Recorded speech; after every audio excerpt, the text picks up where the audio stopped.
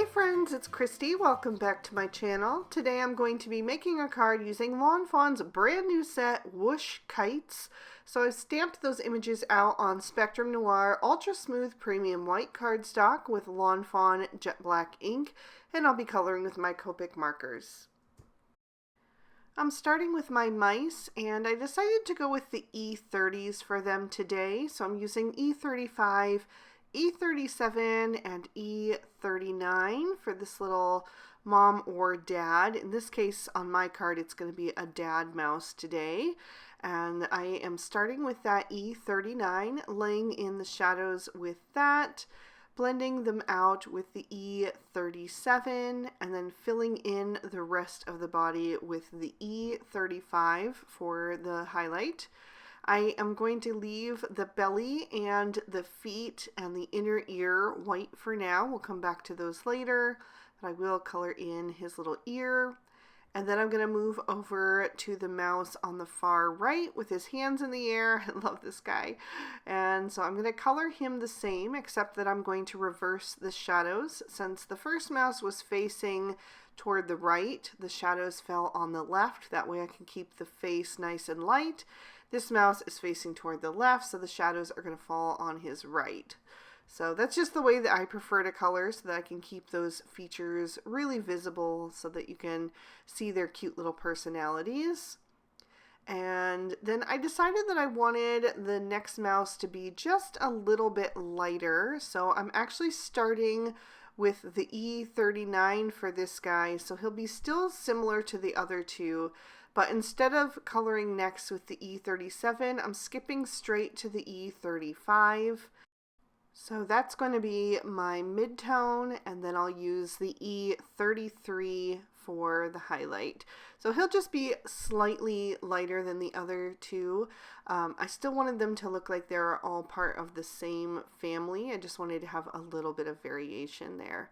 And then for the baby mouse, I'm going to go even lighter, but before I get to him, I am going to do the bellies and feet and the insides of the ears for the adult mice. And I brought in E30 and E31 for that. So I'm starting with the E31 and then blending out with the E30. And I did leave a little sliver of white cardstock on their bellies for an extra highlight.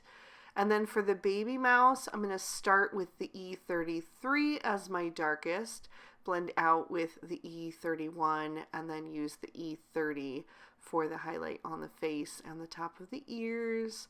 I love that little baby mouse. He's so sweet. Then I wanted to give all of these guys some rosy cheeks, so I'm going to use R11, R20, and R22. I'll also color in the insides of their ears and their noses.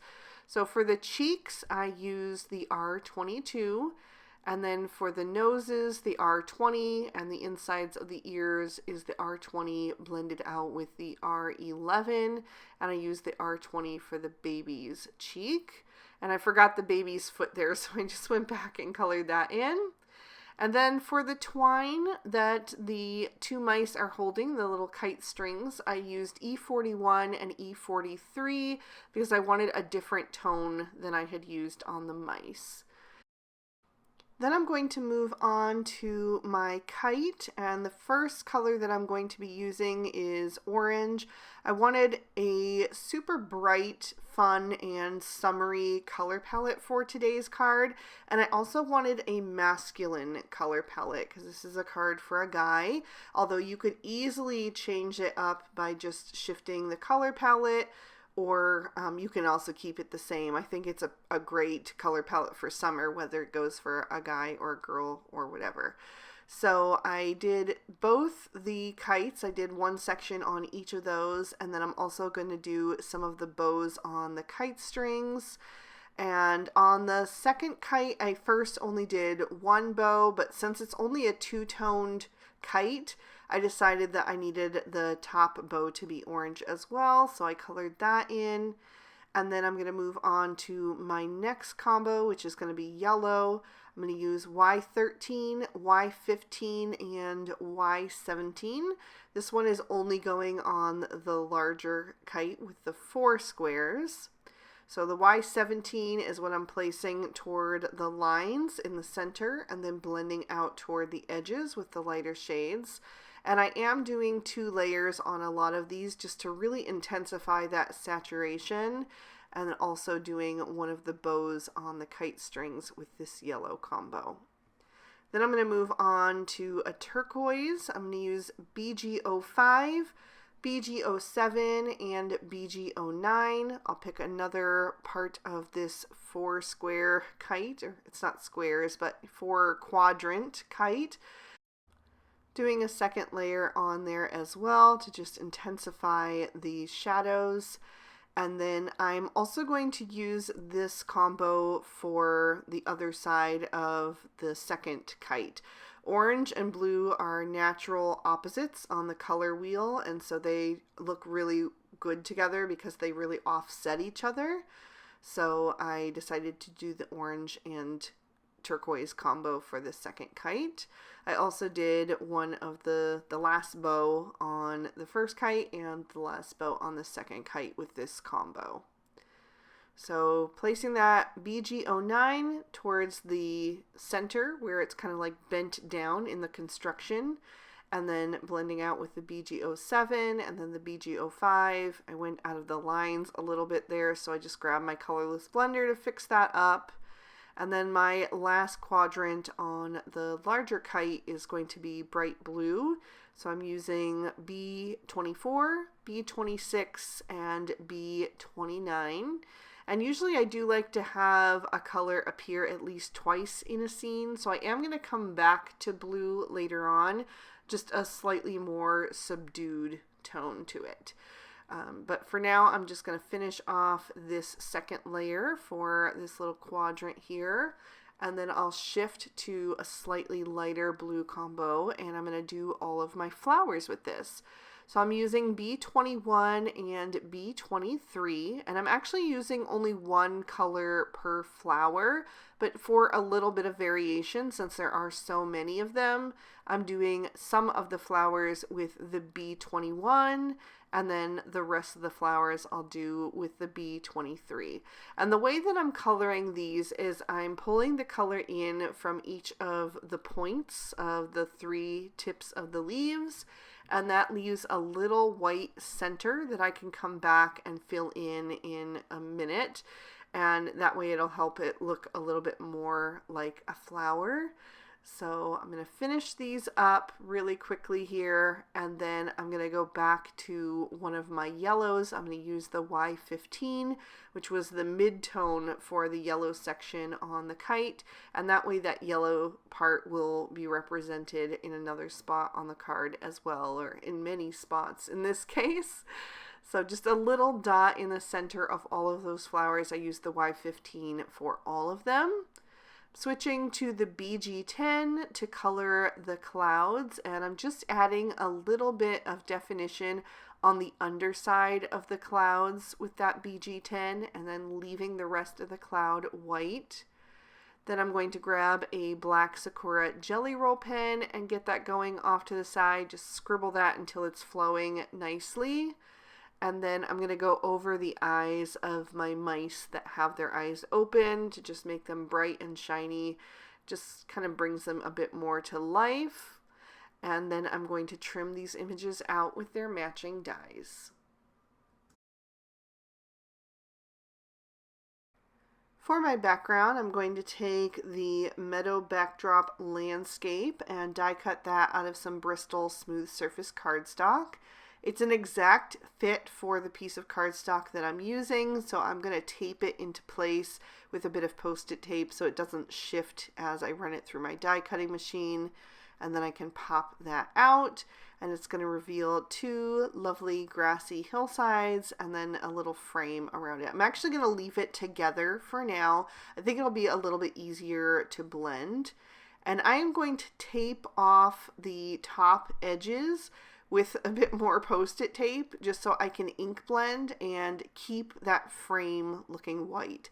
I want it to be green below the grass line and then white above the grass line. So I'm just making sure that I have that straight on there so that every bit of that frame will be covered up. I'm not going to worry about the top because I'm not going to blend up that high, but I'm going to bring in some Twisted Citron Distress Oxide ink first, and I will just go right over the top edge of the hill.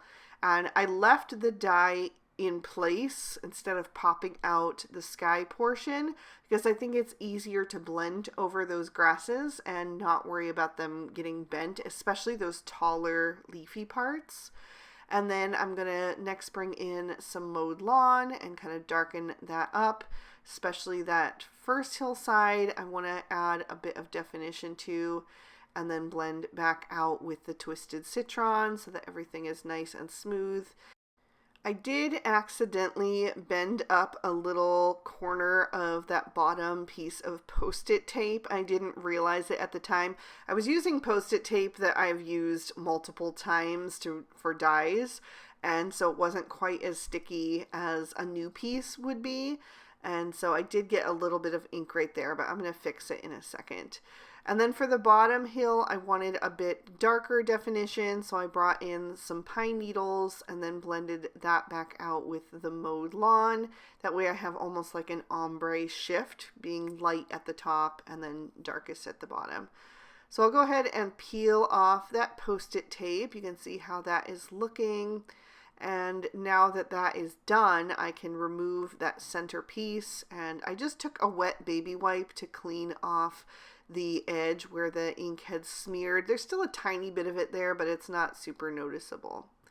Then I'm going to move on to my sky. So I've taken a second piece of Bristol Smooth Surface, and I'm using the Cloudy stencil from Lawn Fawn and some Salvage Patina Distress Oxide ink, and just adding a little bit of sky there that is going to go behind my grassy scene. So I'll just turn that stencil and get a different cloud formation and continue blending. I like to press down firmly as I leave the stencil so I get a nice outline, that really defined edge, but then I lift off as I move up the panel so it goes kind of soft and hazy. I just happen to like that look the best. So I'll do 3 cloud formations, add a little bit of ink down at the bottom so that it's not so stark white. And then I did want to do some splatter detail for the sky just to add a little extra interest and movement. So I pressed some of that ink onto an acrylic block. I'm going to mix it up with a little bit of water and a thin tipped paintbrush and tap that off the side until I have some nice fine droplets, and then I'll set that aside to dry. In the meantime, I'm going to take my hillside and pop that in my MISTI so that I can stamp my sentiment down at the bottom. I'm also taking one little part from the Dad Plus Me stamp set because I am using this as my Father's Day card this year. If you wanted it to just be a regular card, you could just not use the dad part and recenter the rest of the sentiment. The rest of the sentiment is from the Whoosh Kites stamp set. So I just stamped that down twice using VersaFine Onyx Black ink. Then I'll pop my card base in my MISTI, and I'm using Lawn Fawn's new Tide Pool cardstock and stamping in Peacock ink. And I'm doing the last kite, which is shaped like a heart, and then the sentiment says, "Wishing you a carefree, happy day." And then I can just leave plenty of room to write my message to my dad for Father's Day, both above and below that sentiment. I did ink up the sentiment a third time just because I felt like it wasn't quite as crisp as I wanted it to be, since this ink does dry back a little bit. And now I'm ready to start assembling. So I'm going to take that background, which I have trimmed down just slightly to make sure that it doesn't kind of hang over any edges as I put this frame over top. So I glued the sky piece flat to the card base with some liquid glue, and then the grass frame I'm going to pop up with some foam tape, and I just strategically placed that so that I could still access the first hill as well, because I do want to tuck some of those flowers into it. So I don't want any foam tape going where that cut line is for the first bottom row of grasses. So I'm just peeling off all those release papers, and then I'm going to line that up carefully on the card front, make sure it's on there nice and straight, that the corners are all matched up, and then I'll pop that into place and make sure that I can still access that grass line like I said. So now I'm going to bring in my images, and the first thing I'm going to do is pull out all of the flowers so that I know how many I have to work with. Just making sure I've got all of them there. And then I'm just going to start adding those into that grass line. So I'll just add a little dab of glue to the flower part, and then I do kind of have to pick up that card and bend it forward a little bit to be able to slide those back behind the grasses. So that's what I'm doing, just to make sure that I can tuck those back in there. And then once you set the card back down, it kind of lays more flat, so they'll really be incorporated nicely into that little area. So I'm just kind of staggering them and doing one, and then the 3 cluster, and then one, and then I did another single one, whatever there was room for in between those taller green leafy portions. And then I've got another little trio, and then I'm going to do another single on the last part there. The rest of the flowers I'm actually going to save for later because I want to add those around my images. So I'll wait and see, and that way I can use those to kind of fill in some empty spaces. So the rest of these images I want to arrange first so that I know where they're going before I start to stick them down. I also know that some of these I want to have popped up on foam tape, and others I'm going to glue flat. So I'm just kind of gauging where everything is going to go so that I know which things to add the foam tape to. Once I have my kites figured out, I'm going to place my clouds. And originally I had colored them so that the little bit of the blue outline would be on the bottom of the clouds. That's usually the way I do it. But the way that the ink blending is, it's actually on the top edge of the clouds. So I actually flipped those clouds upside down to make it match the background, and just kind of added those in there. Now I will say that I did not have these long strings for the kites like laid correctly on my cardstock when I stamped them down. So when I went to die cut them, the die did not line up properly. It wasn't a big deal because enough of it did that I still was able to use it, but in the future, I will be a little bit more careful about how I lay that cord down because I didn't realize that I didn't have it straight. So yeah, just something to keep in mind. Anytime you've got like really skinny, long images, it can be tricky to line the dies up perfectly if you didn't get them straight. So just be aware of that. So I'm going and placing my mice now, and then using those strings to attach to the kites. I actually did not even glue the kite strings down. They are attached by the foam tape that is behind the little twine, and then also the foam tape that is behind the kites. So they're stuck down just fine. There's no way that they're coming back up again, but I didn't actually use any liquid glue behind them because they're so thin. I didn't want to mess with it. I didn't want to worry about the glue possibly splooging out the sides and making the sky sticky and stuff like that. So I am just arranging these kites. I want to make sure that the kite string with the ribbons does not overlap each other. I kind of want them both floating in the breeze and taking up space in that sky. So I did have to clip that string down a couple of times and adjust it to the length that I wanted, but it's great that it starts out being super long because you have lots of options that way. And then I'm going to take this little mouse with his hands in the air, and he's going to go over on the right hand side to fill in that area. And then I've got the rest of these little flowers that, like I said, I'm just going to fill in any empty holes in the scene where it feels like it needs something. So the last little flower I actually decided to put up behind the top edge of the grasses. So I'm just going to tuck that back in there so it looks like we've got a whole hillside full of these beautiful blue flowers. And that is actually going to finish this one off. I'm not going to use any glitter or anything since this is a masculine card, but there is another peek at the inside.